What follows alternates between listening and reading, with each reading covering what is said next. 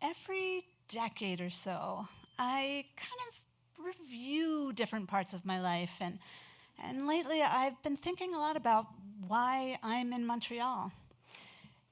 It's all because of a Tibetan hat, a, a black hat with a multicolored band at the front that I buy in a market in Tibet in 1986.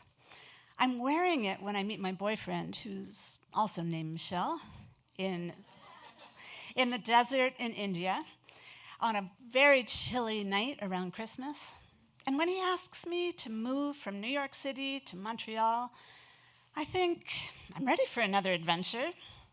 I quit my job at Columbia University. I pack all of my things in my boyfriend's familial, including my Tibetan hat. It takes us 2 days to drive from New York City to the top of a mountain in Charlevoix, 2 days to unpack, and 2 days to feel really lonely. My boyfriend works all the time and needs his car, and I don't speak a word of French, so I can't talk to the people on the mountain.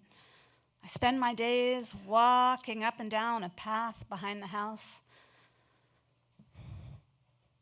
communing with the birch trees. November comes, the weather is raw and cold, and then December, there's tons of snow. My thin coat and even my Tibetan hat isn't warm enough, so I stop going outside. I stoke the fire. I draw lots of pictures of birch trees with many eyes. I send some to my mother. She gets very worried about me and starts calling me every day.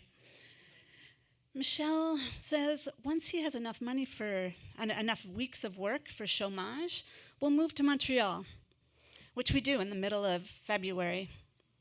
We move to a house, a little apartment on Roy Street. It's so cold that you have to scrape the windows from inside to see out. The woman next door to us plays her electric organ day and night. She tells me she's making a record for Jesus.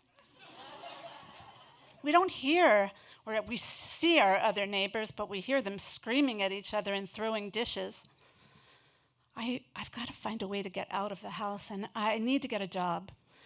So I put on my Tibetan hat, I walk through the slush, and then minus 30 temperature, and I apply for jobs as a waitress, secretary, ELA teacher, busgirl, dishwasher, and everybody has the same question.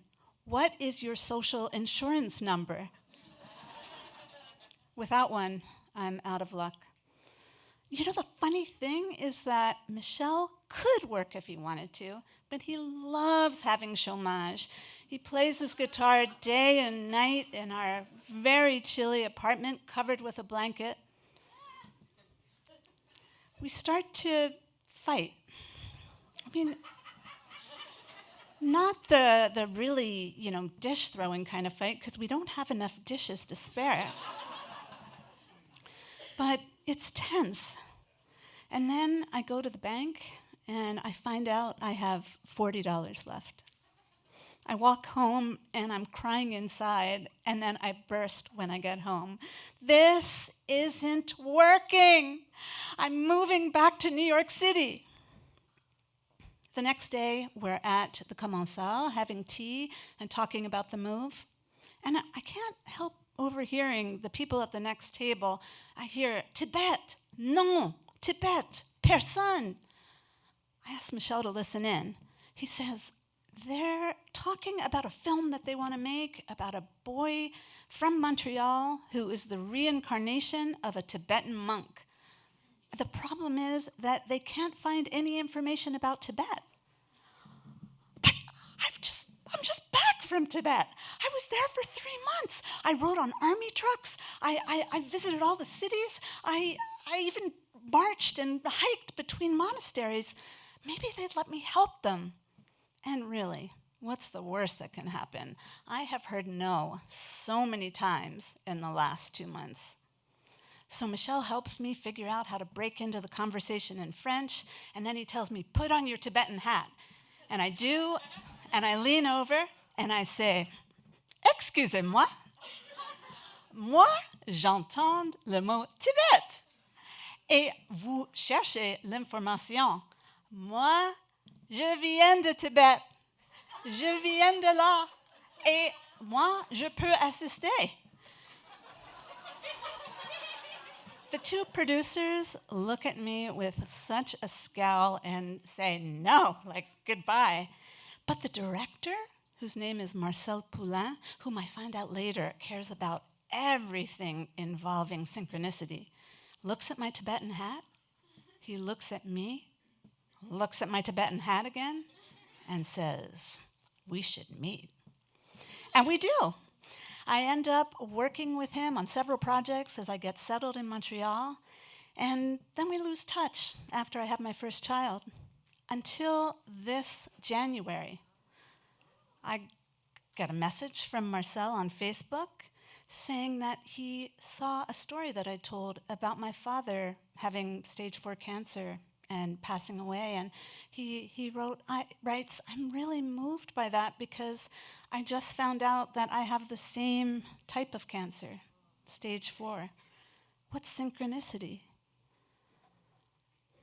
I answer how sorry I am, but also what a funny synchronicity it is because I've been working on a story about him, thinking about my life and thinking about that time at the Sala and how it changed my life. I ended up staying here, having a career here, having my kids here, and I just had my first granddaughter born in December. And all of that because of a meeting at the Sala, but really because of that Tibetan hat. Thank you.